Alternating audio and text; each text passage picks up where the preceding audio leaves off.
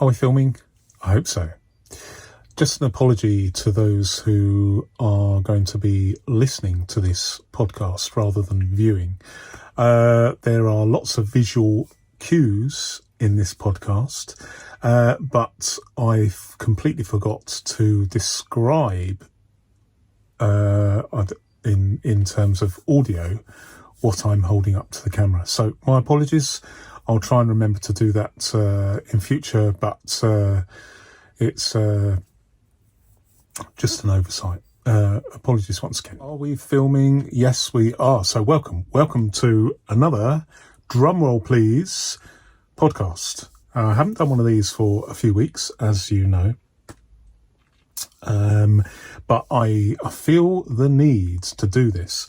There's going to be a slight change. There's always changes, isn't there? But from a health point of view, I'm really struggling with the longer videos. So what I'm going to do as an experiment, because I've been waiting until I feel more able to do the longer videos. But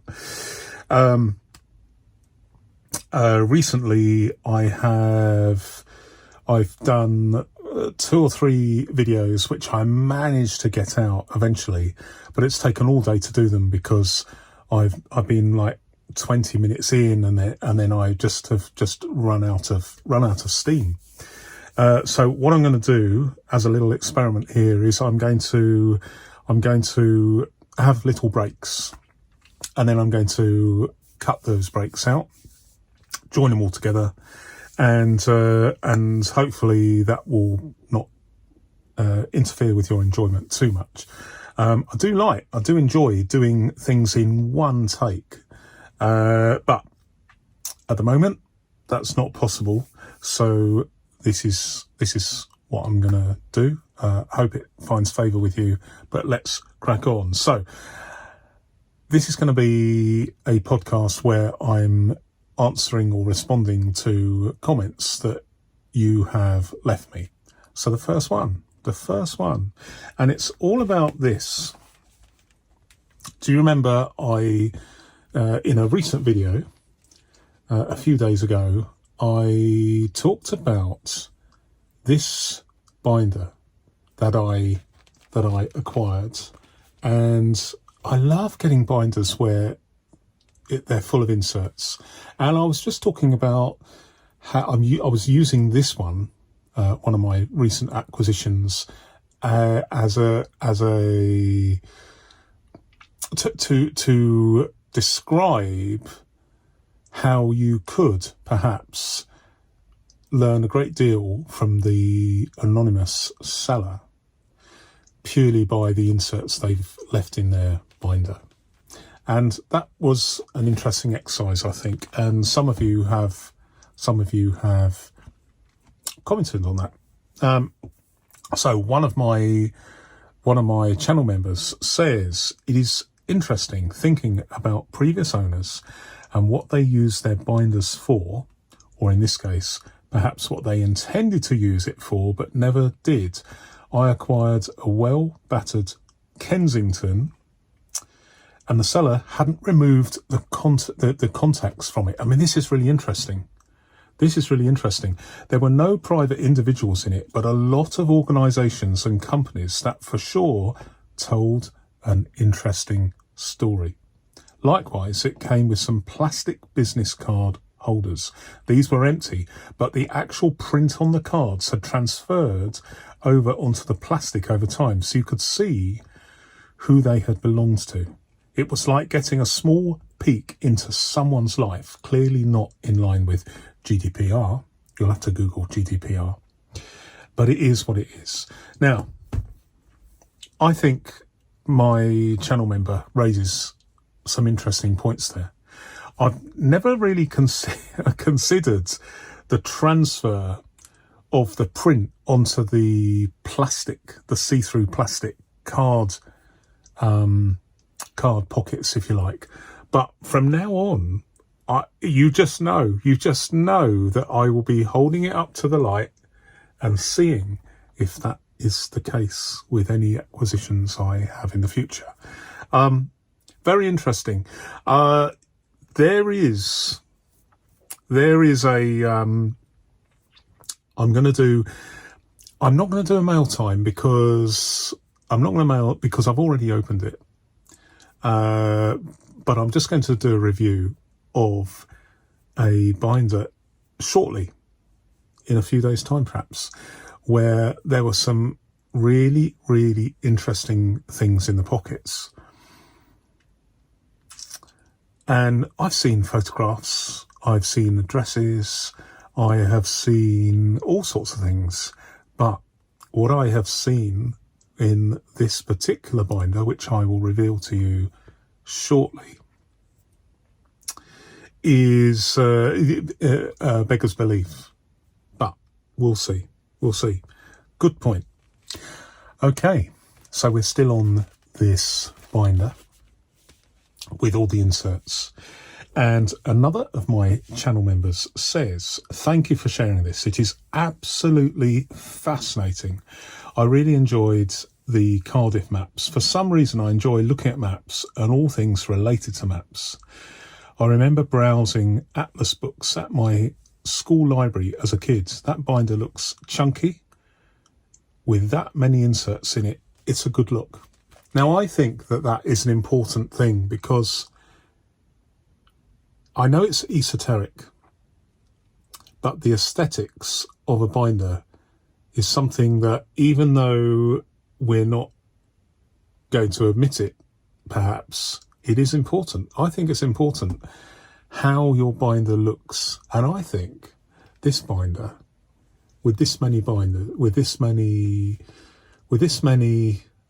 inserts, looks really, really good. I'm not a fan of overstuffed binders, but I think this is just right. I think this is stuffed just the right amount. And there is someone in Japan, I think they're in Japan, and they regularly, I follow them on Instagram, and they regularly have a binder which might be this one. I'm not quite sure, but it might be this one because it doesn't have a pen loop or fastening strap. And it looks fantastic. Every time they take a picture, it's a lovely table and some tea. I think it's tea and a pen case. I mean, it just looks the business. So I totally agree. And as far as the maps is concerned, I've not seen a Cardiff map as an insert, but as we know, at the height of the filofax boom years, there were maps. I've seen one for Philadelphia, which is not the capital city, the main city in the US, but I imagine there's probably lots and lots of maps for different places. It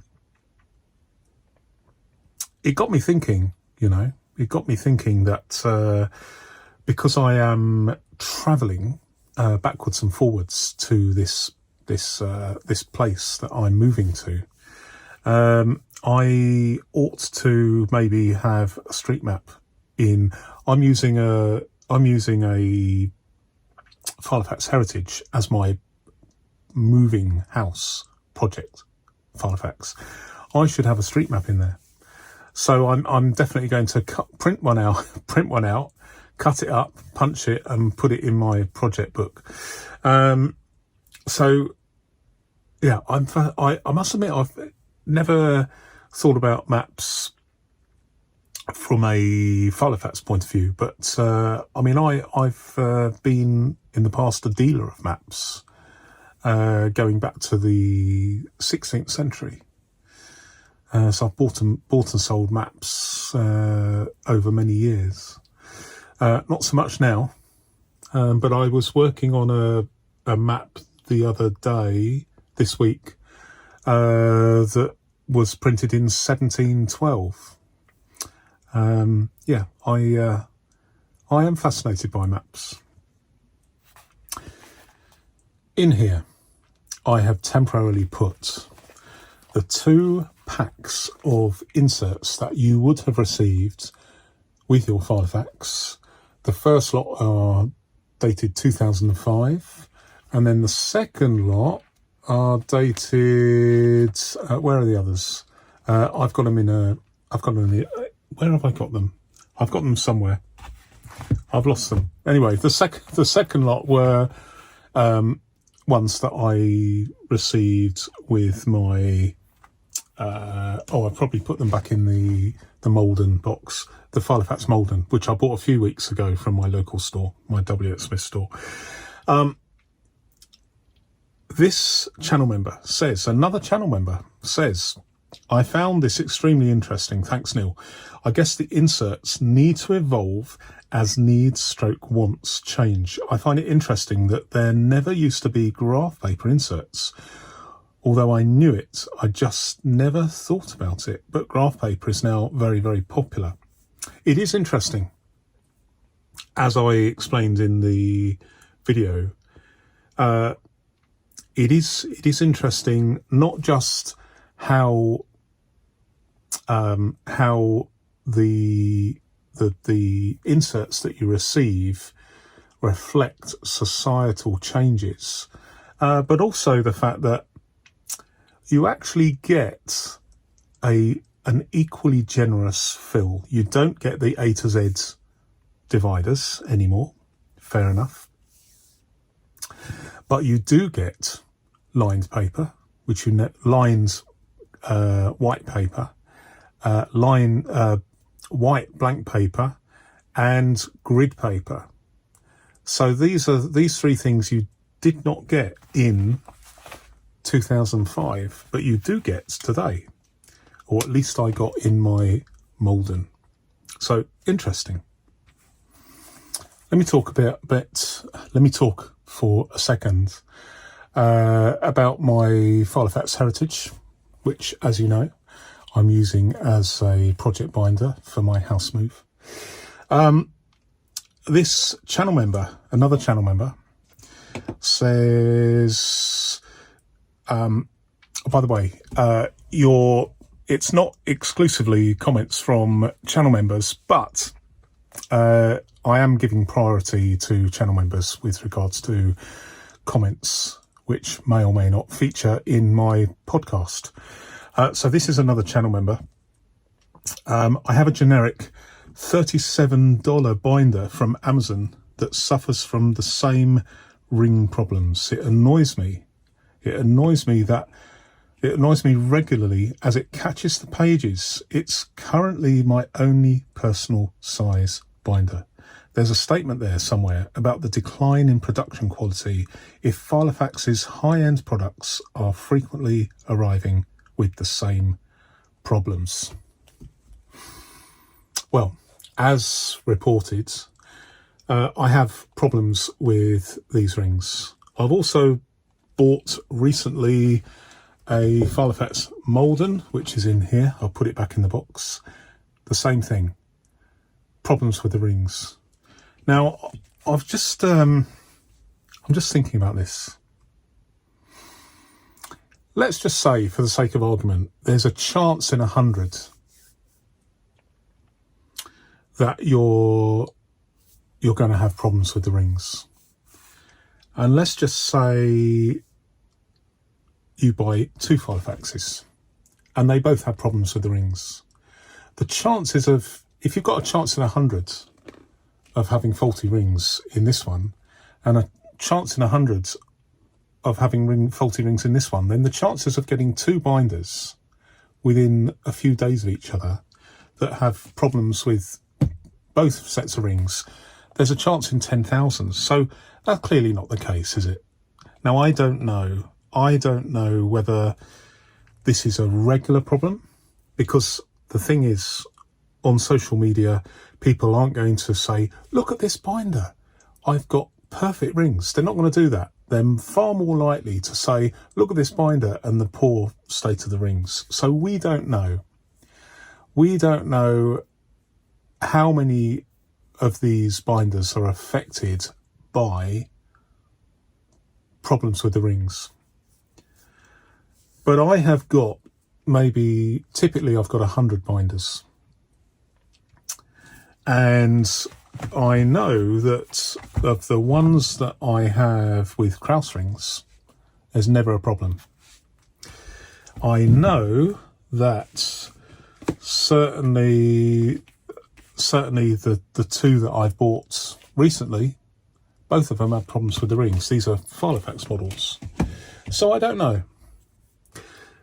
The rings they're using are lower grade. They're cheaper to keep the price down and presumably the profits high.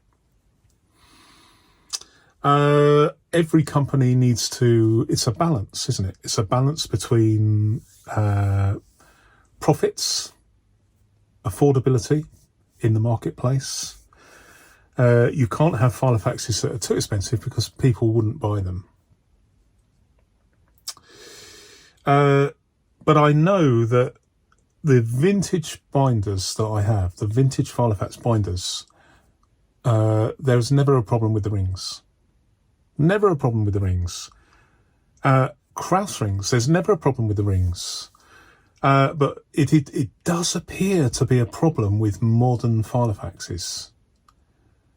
Not all of them. I mean, who knows what the percentage is, but my bugbear is, my belief is that these binders are not being checked. I mean, they come into, they presumably they come into the factory, a big box of rings. I would like them to, the operator who's on the assembly line, to look at these rings. If there's any that are out of alignment or have gaps, how long would that take to look it up, hold it up, look at it that way, feel them, look at the gaps? How long would that take from a manufacturing process? It wouldn't take very long. It would take maybe 15 seconds. So it wouldn't add that much in cost to the production line, the manufacturing process. An extra 15 seconds, perhaps. But clearly that's not being done.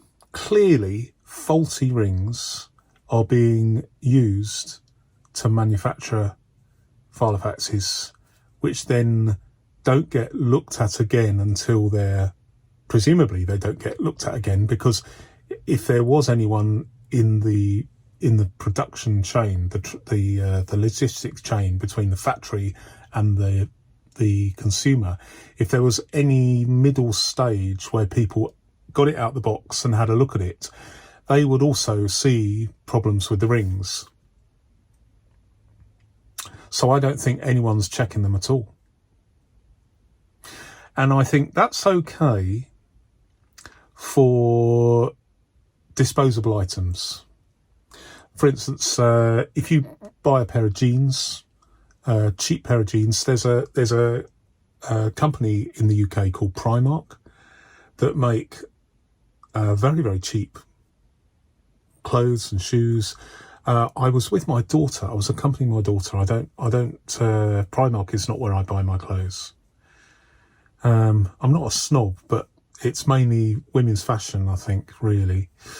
But I couldn't believe it. £8 for a pair of jeans. I've recently seen an advert for 1953 magazine, and in the back there's some adverts for clothes, and there are 1953. There's a pair of slacks. Slacks are like casual trousers for men. £8, British made, 1953. £8, which was a significant fraction of a week's wages back in 1953. And yet you can buy a pair of jeans for £8 now. Now, why am I digressing into a pair of jeans? I would say that if you're buying a pair of jeans in 2024 for £8, which is the equivalent of 30 minutes work on the minimum wage here. You're not expecting every thread to be perfectly aligned, the stitching to be perfect. You're not expecting a thorough examination of the pair of jeans for quality. You're not expecting that. But these are marketed at a premium price. So at the end of it, it's just rings. I know there's an insert, the leather insert, like a dashboard, but these don't cost that much to make, a few dollars at most. And yet, because the logistics chain is so long, and Filofax are entitled to charge whatever they think they can get away with, because business is business. I think Chanel number 5 costs less to make than Coca-Cola. And yet, because of the perception of the brands, they can charge a huge markup.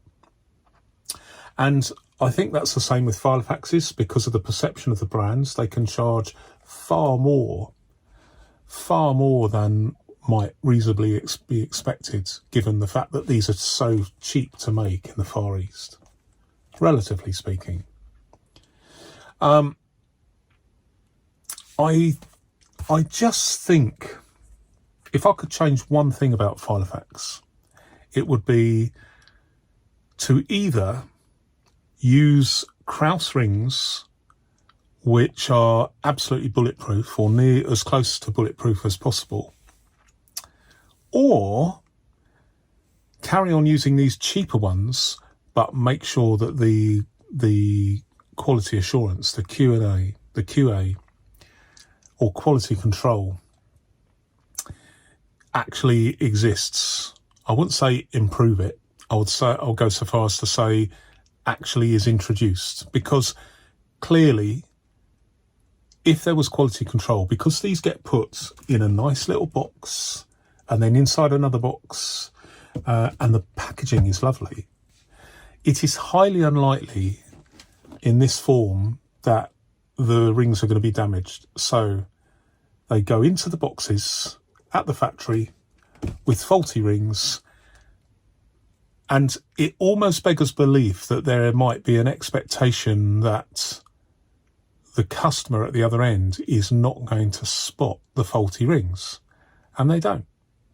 They contact Filofax, and then Filofax say, no problem, send us some back.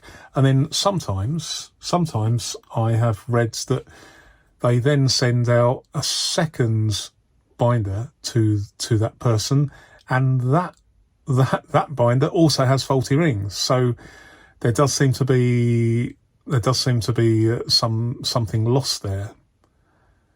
I would not do, if I was a purveyor, a seller of filofaxes, and someone sent me back, returned a binder with faulty rings, I would absolutely check that I'm not sending another one with faulty rings, because inevitably that's going to cause some bad press, and mud sticks. A lot of people are, I don't know what percentage of the people are having problems with faulty rings. All I can say is, in a sample of 2, the ones I've both received, both of them have faulty rings. Why am I keeping them? Just for reference, really. Just for reference. And also as a long-term test. I'm not actually sure what I'm going to do with this one. I'm not sure. But certainly this one, I quite like the simple, the design of this is absolutely fantastic. I think let me take it out of the box and show you, because I haven't seen it for a while. So let me take it out and remind myself what it looks like. Here we go. So it's this thing, which smells lovely, and it's got the elasticated pen loop, and it's got this name tag here, and it's got these 2 pockets.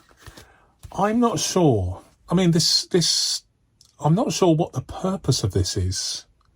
really, because there's limited real estate with these rings, whatever the size. I mean, the Filofax website says they're 15mm rings. The accompanying documentation on the item says 16mm rings. I've measured these at 17.5mm rings, so I don't think anyone really knows. But there's limited real estate, and this is quite a thick thing to fit in here. So I'm going to definitely sell this on. I haven't got around to it yet. I might sell it after I've moved now. But I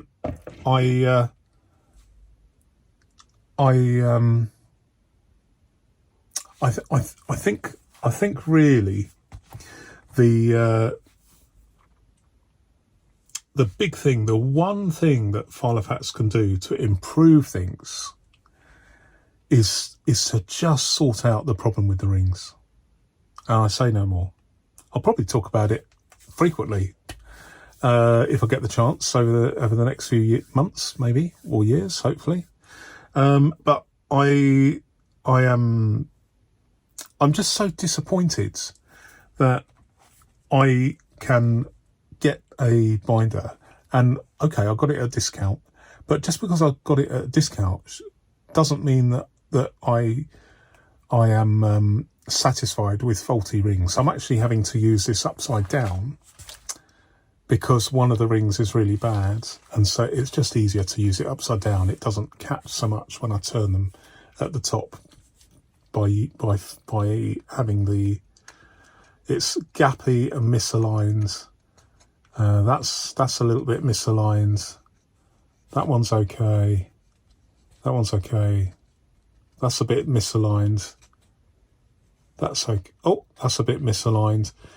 I am going to at some point do an in-depth comparison between Krauss rings and these rings, but all will be revealed at some point soon, hopefully. Okay, so this binder, which is the Slimline Holborn, a viewer says, the Slim Holborn has been a favourite of mine for some time. The leather, of course, is fantastic in the black colour, and I much prefer the smaller rings. Now I fare with my Mignon organisers, but I share fond memories with Holborn and Malden. Okay, so I don't know whether this is a recent mail time. I haven't actually reviewed this yet, but I will do. But this particular Slimline binder, I absolutely love. Look at this. Look at this flatability. Isn't that fantastic? But the leather, okay, it's not a vintage binder, but the quality feels sensational. Really, really like that. Whereas this personal sized, the leather on this personal sized Holborn, not so much. This feels sort of fairly plasticky, whereas this one feels lovely. So I don't know. I know that with the Maldens, there's a lot of variance between leathers in different colours, and indeed dates of manufacture, possibly countries of manufacture. There's a lot of variation, so I don't know whether I've hit the jackpot with this or whether they are all with this sort of quality. But as far as modern binders, and I have, as you know, been reviewing and looking at a few modern day binders in the current catalogue. This one I really, really like. I don't really want to talk about it too much in the podcast, but I'm pleased to say that the rings on this are good. and the flatability is excellent. So it's something that I will give my verdict in the review. Okay. Right. So there we go.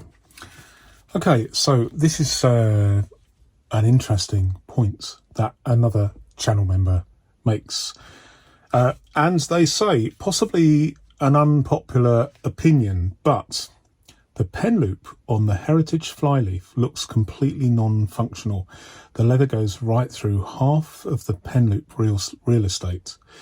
So the pen is either on top, behind, or scrunching the leather, depending on how thick the pen is. What a very odd design choice. And I've put, as a reply, I agree. So I never really thought about this, but I'm going to try putting my pen in here, and I'll demonstrate to you what this channel member is saying. So here we go. So there it is, and it's at the front at the moment, but on the back you can see it's a bit unsightly. But if you move it slightly, your pen can be at the back, and it's a bit unsightly at the front. It's very difficult to have your pen to the side, and as you can see, it just doesn't really work. I never really noticed that, so thank you to my channel member for pointing that out, because you can see that rather than having this on the edge, it's so far back that the actual leather itself, as my channel member says, is, I mean, it's protruding so far into the pen loop real estate, as they say, that it's making it difficult to use the pen loop. And this pen, which is a Pilot V7, is exactly the same diameter as a standard filofax pen. It'd be easier in 6 months to a year when that elastic starts getting saggy, as they always do. Do you know what? I think that is, I don't want to do it again because it will muck it up. I believe that is a design fault, and they haven't realised what they've done. But it's too late to change things. Yeah, really bad design with a capital B, I think. Not impressed with that at all. It's one of those situations where you think once you've seen this, you cannot unsee it. So I don't want to bash Filofax too much, because I really love their binder, but I'm not a fan of this. I'm not a fan of this pen loop, and the fact that you've got this dirty grey thing here. You can't really use this as a flyleaf. Oh, can you? Maybe you can, but I don't see the point of this. I just don't see the point of this name tag space, really. But hey ho. Right. Okay. This channel viewer says, "Hiya, are you still selling on eBay?" Now, as you know, I have on every one of, I think it's over 340 videos, if you include the channel members ones as well. I've got a link to my eBay channel. And if you click that link, at the moment, there's nothing there. The cupboard is bare. I can't remove that. I mean, I could remove it from each of those 340 odd videos, but it would take a month of Sundays, and then I'd have to replace them. So you just bear with me on that, if you will. But this is what is happening. So I'm moving house at the moment in the next few weeks. So I I've decided that I'm going to wait until I've moved house and then start selling again. And I'm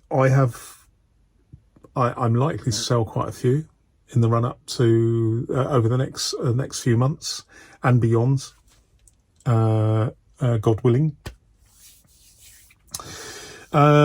Because it's just that I don't want to. I've got so many things to do. I don't want to spend extra time, because I like to get the packaging right, get the photographs right, etc., etc. And then one of the problems I have, which will resolve itself when I move house, is my local post office, which I walk to my local post office. It's closed because the people that ran it retired.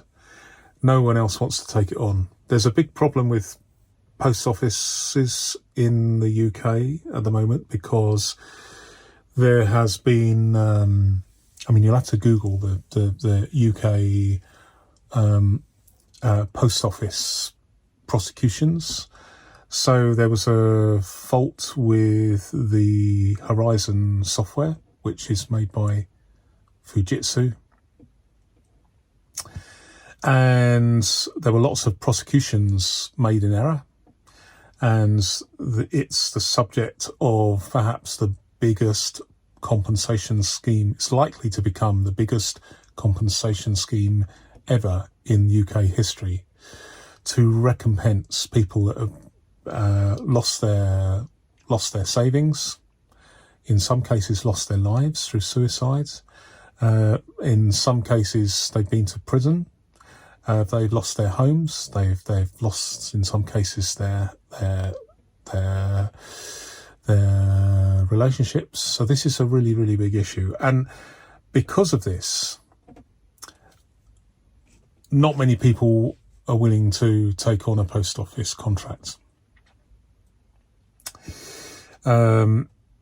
So my local post office has closed, and there's no sign of it opening anytime soon. So I have to cycle. I have to cycle half an hour to my nearest post office, and then cycle half an hour back. So I haven't got time to do that at the moment. However, when I move, there's a post office around the corner, and so normal service will be resumed. My channel viewer says, boring.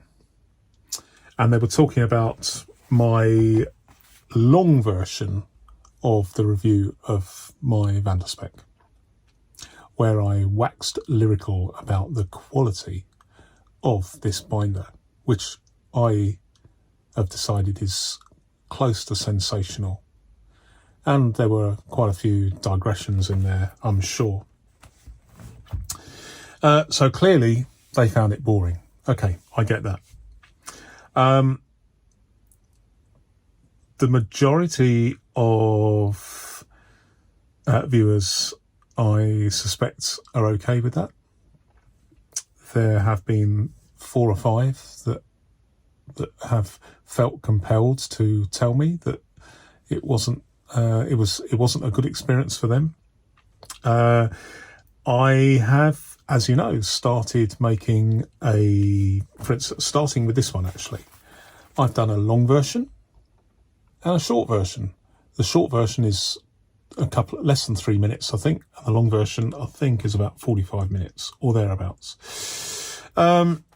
So I said to this person, I said, these extended reviews aren't for everyone, but there's a much shorter version available for those who are in a hurry. Have a look at the short version and let me know what you think. Well, that was a day ago and they haven't got back to me. So presumably they might, hopefully they might let me know what they think in the fullness of time, but I'm not holding my breath. But yes, I mean, I do get it. I do get the fact. Let me just tip that down a little bit. Okay. I do get the fact that I do bang on about stuff, but that is my way, and it's a free country, as it were. But I am sensitive to this issue, and so that is why. I mean, I've started with this one, but as from now on, I'm going to do a long version and a short version when I do reviews. And hopefully this person, whoever they are, will see my message and then look at the version that's only 2 or 3 minutes, and then they'll get back to me and say, "Oh, that wasn't so boring," or they might say that's boring too. I don't know, but it is an issue that I'm fairly sensitive about. I'm gratified by your kind comments when this issue comes up, and you say, many of you say you love this sort of long form content.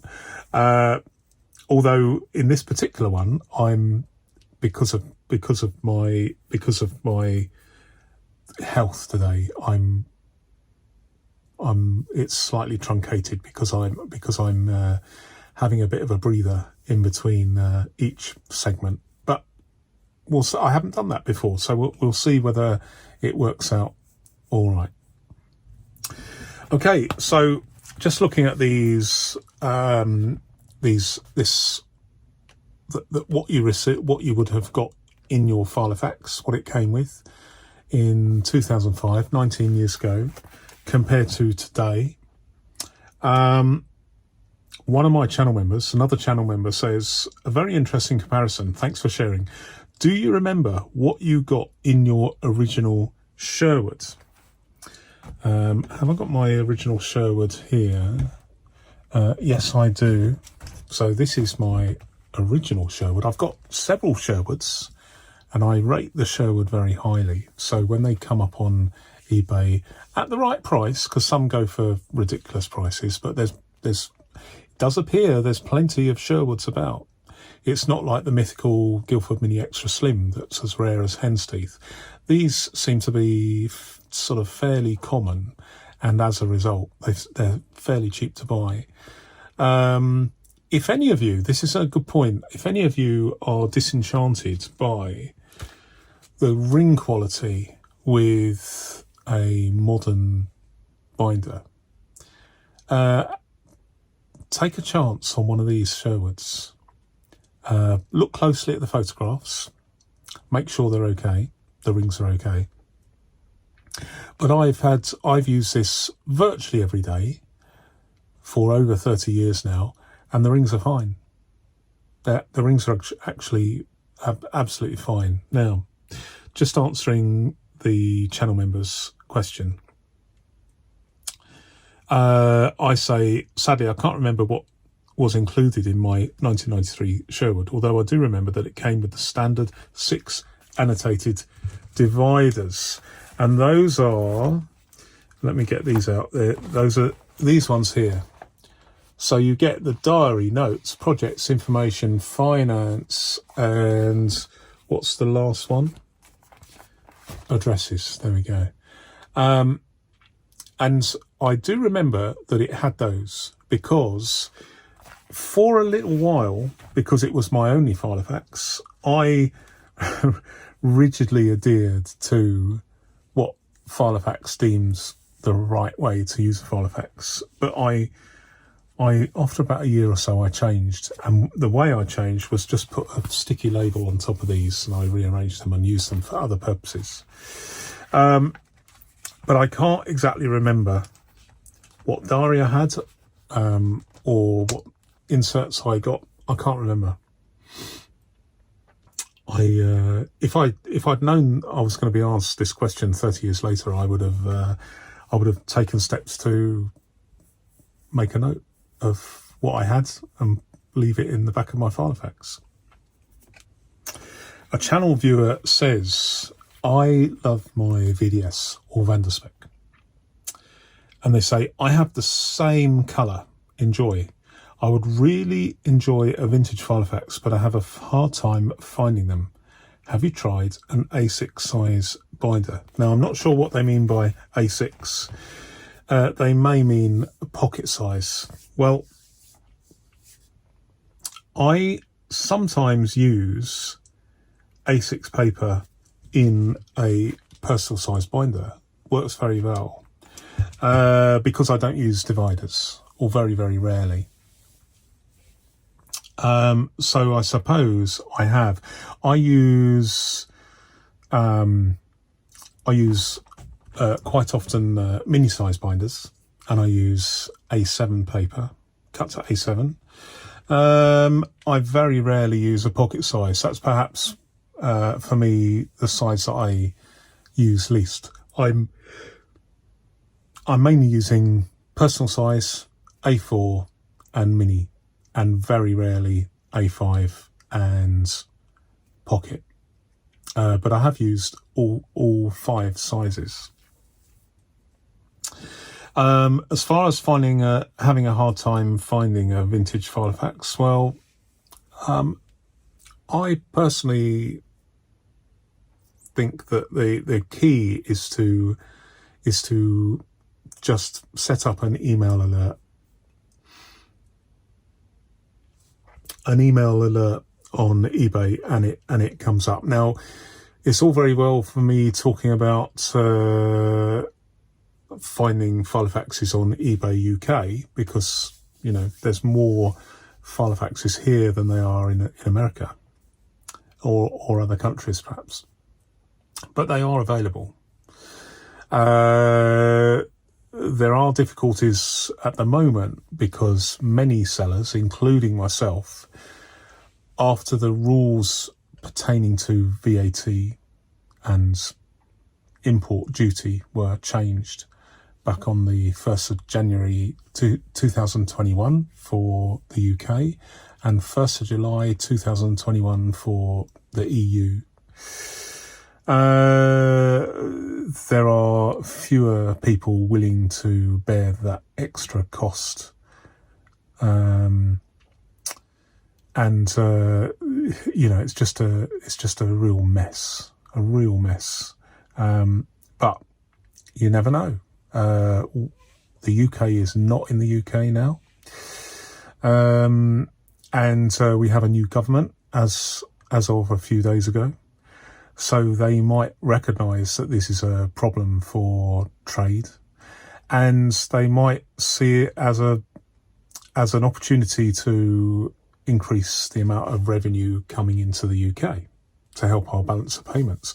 Because if you think about it, if I sold this, for instance, if I was able to sell this to someone in America, then that money would have come to me, and then the tax I paid on that would ultimately go to the Treasury, which would help pay for schools and hospitals and all those good things. So I'm just wondering whether the rules will be relaxed. They originally came in because of widespread VAT fraud, mainly in China, where they're supposed to pay the VAT, and it's a different culture, isn't it, I suppose. I don't know whether it's working well, but the big problem for sellers like myself, I mean, I'm retired now. I do sell the odd antique, but I'm an ex-antiques dealer that's retired.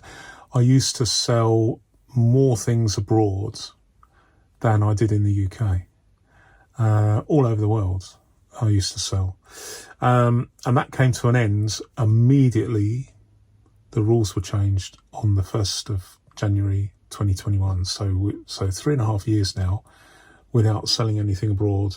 So I wonder whether or not that is one of the reasons why this channel viewer is having a hard time finding them. Maybe they are in the US or somewhere else where there's not a ready supply. But certainly I buy most of my filofaxes from eBay although other platforms are available. So a regular channel viewer says, and they're talking about my Vanderspec again. I really enjoyed this comparison between the Vanderspec and a Holborn. I've contemplated VDS and Gilio binders in the past, but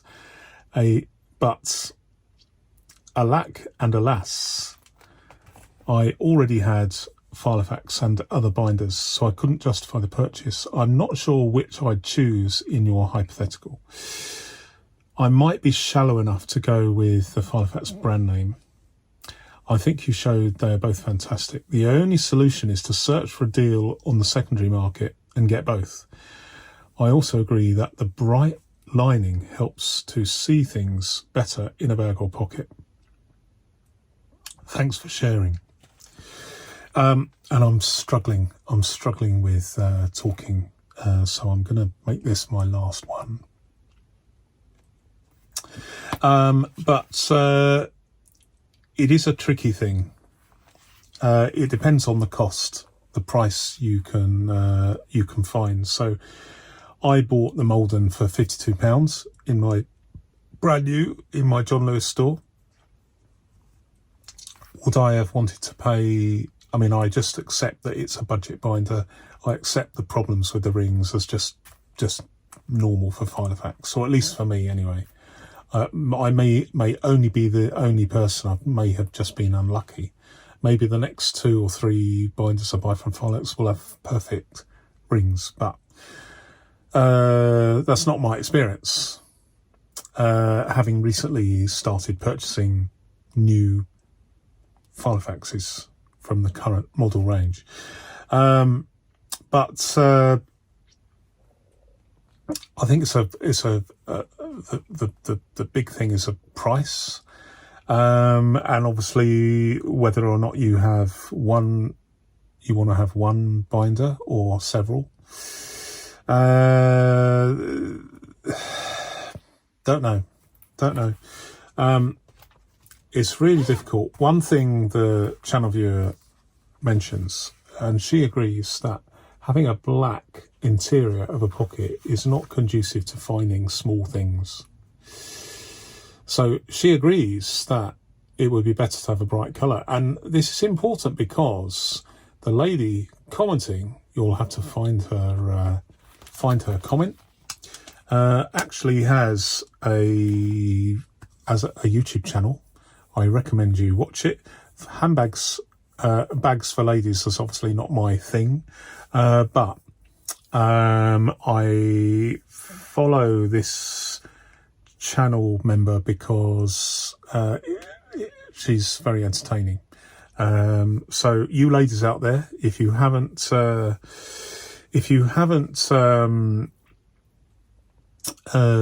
across the Suzwhat channel, SUZ or Z, SUZWHAT. Check it out. I think you'll be very entertained.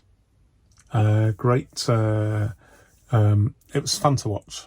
So I sometimes watch Sue's videos early morning while I'm making a coffee. I have my laptop balanced on the box of cornflakes, and it's fun. There we go. But I'm going to probably end there because I'm really, really feeling it now, sadly. But I hope you've enjoyed it. I'm going to be doing fewer videos as we get closer and closer to my move, which is probably going to be either late August or early September now. There will be a gap. I just want to remind you that there's going to be a gap between me dismantling this studio with all its soundproofing that you can't see behind the camera, and then me setting up something similar in my new apartment. I prefer the word apartment compared to flat. It sounds posher. But I will try and keep the gap as short as possible. But until my next podcast, or indeed my next video, thanks very much for watching, and goodbye.